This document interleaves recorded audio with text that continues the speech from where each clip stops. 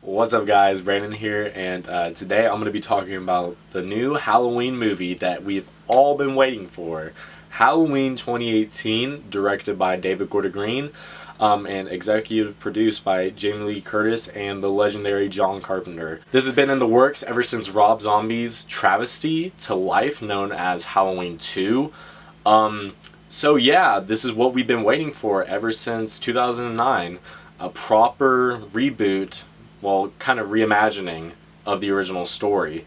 I'll talk about my thoughts, and let's get right into it.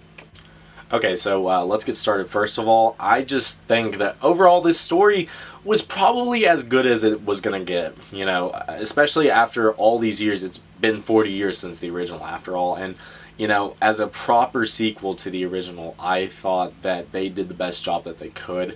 David Gordon Green and Danny McBride did a really great job, I think, of like writing, you know, the overall plot of the story and like everything that went into it. It really felt like a true sequel to the original in every aspect, and you could definitely tell that John Carpenter had his, you know, say and input in on a lot of the things. Like especially, first of all, the cinematography was great.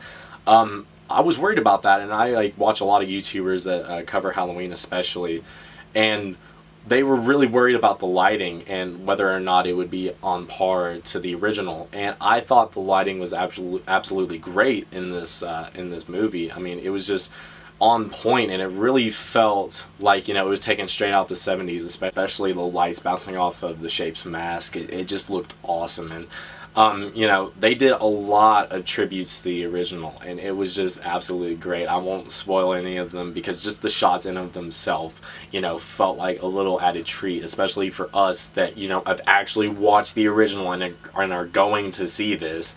It's crazy because like the people I went with and the people that I was talking with like during school today, they haven't even seen the original, which is just insane. Getting back on track. So the story follows Laurie Strode 40 years after the travesty that took place, you know, Halloween night, 1978. It follows her, you know, just trying to cope and deal with life after this huge, like, tragedy that transpired.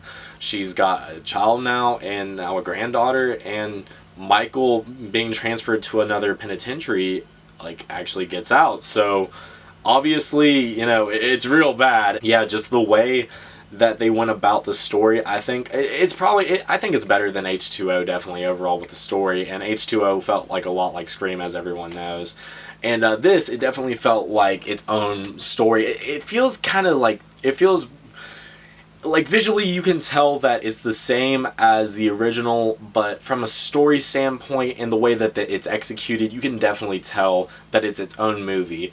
But what I appreciate is it's not too, like, oversaturated with, like, I don't know, the more modern, like, horror tropes. There's actually not a lot of, like, I don't think there's any smartphones in the film, which is kind of cool. Like, it feels modern, but at the same time, you know, kind of classic. Now, Jamie Lee Curtis wasn't necessarily a full-on badass as she was in Halloween H2O, but in this one you could definitely sense more seeing, like, incredibly traumatic things that no one should have, like, ever seen in their lives, and you can definitely get a sense of, like, how much of a damaged person she is.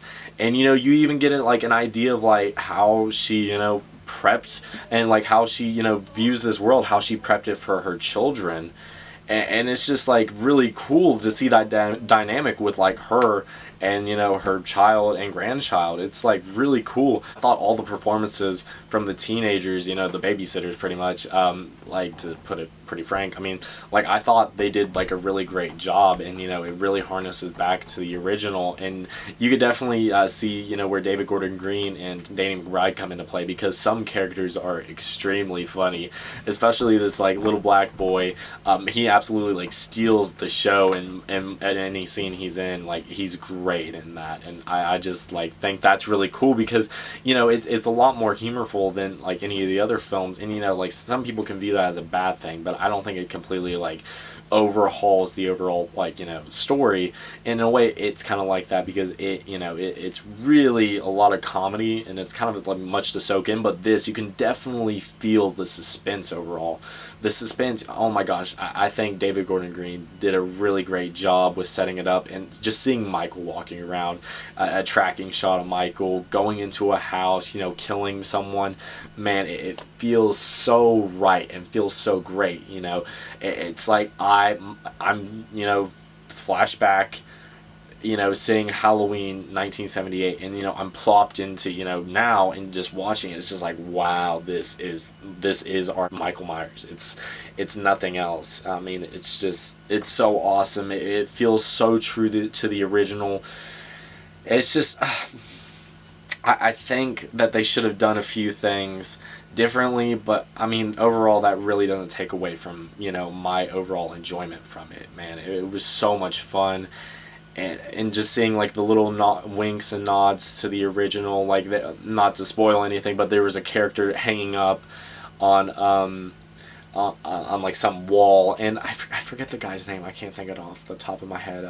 Bob, yeah, Bob from the 1978 Halloween, whatever. He was hung up on the wall. It was like the exact same thing, mirrored almost, and man, it was so awesome. I just love that. I think the score was great. It was a little bit, I don't know, at times I think it was a little bit too much to take in at the end. The end felt really long, but then by the time that we're actually, you know, getting into the closing minutes, it felt like that, and I don't think that's necessarily a good thing. It might leave a door open for a potential another one.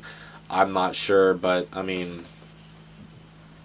I don't know, man. I think they did a good job with what they were given. And John Carpenter, you can definitely sense that this is like, you know, he really had like a big part in this, and you can tell definitely that David Gordon Green and Danny McBride take this character of Michael Myers seriously, and you know, they treated it with respect, and they never poked fun at the shape. You know, it was, you know, it was goofy characters every now and then, but whenever it was time to get serious, it got serious, and that's what I really appreciate. This new doctor that's almost like, even, you know, Laurie Strode says, oh, so you're the new Loomis, Dr. Renber Saturn. He was a very interesting character in this film, and I think a lot of people will, you know, feel different things about him, but I think overall his character added a lot to this story that we never seen in any Halloween before. Like, I'm 90% sure that we never seen the likes of his in anyone. In any film, I mean, but wow, that was just like, he was awesome in it. Nick Castle did also a really great job, and James Dew Courtney, I think his name is, he portrayed the Shape, I think the most throughout the film. You know, him and Nick Castle kind of bounced back and forth with the job, and I think I mean, for the times, I'd imagine it would be Nick Castle and James Dew Courtney. They did a great job in the film. And everyone else did a really, like, a pretty spectacular job. I didn't think anything was really corny. It was a lot better than the original acting-wise. I mean, but we give the original some slack, you know, because the cheese is, you know, what makes it even better than the more modern films. But, so did this film live up to the hype that we have been building since, I think, about, like, 2015 or so? Yes.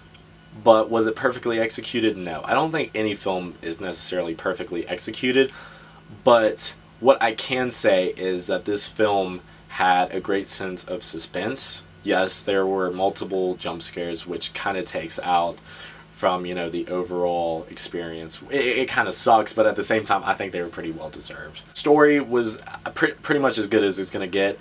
And the performances were great. Visuals were awesome. Like, the gore in this, it's almost like Rob Zombie level gore from, like, his Halloween adaptation. And it was great. Like, it didn't felt like too gross to the point where you're like, okay, this is too much. It felt like, yes, this is what we've been wanting to see. It's like if you took the John Carpenter Halloween, added some of the Rob Zombie gore, and then added, you know, a more modern plot, then that's Halloween 2018. So my only problems with the film would be that the end just felt too long and just a little bit convoluted. I think that they kind of rushed it and made it just too, I don't know, maybe they just made it too complicated. I think, you know, if it was more simple, it'd be better. Yeah, the ending just, man, it kind of threw me off. I will say, like, it notched down some points for me. But yeah, if I would have to give Halloween 2018 a rating, I would definitely give it an 8 out of 10. It's by far the best one from the original. And yeah, guys, I just think that you should go out and see it and, you know, enjoy it and just soak up everything, every single frame, because it's so great, especially, you know, the first and second act. It felt so right. So yeah, guys, thank you so much for watching. I really appreciate it, and make sure to drop a like on the video. Thank you, guys.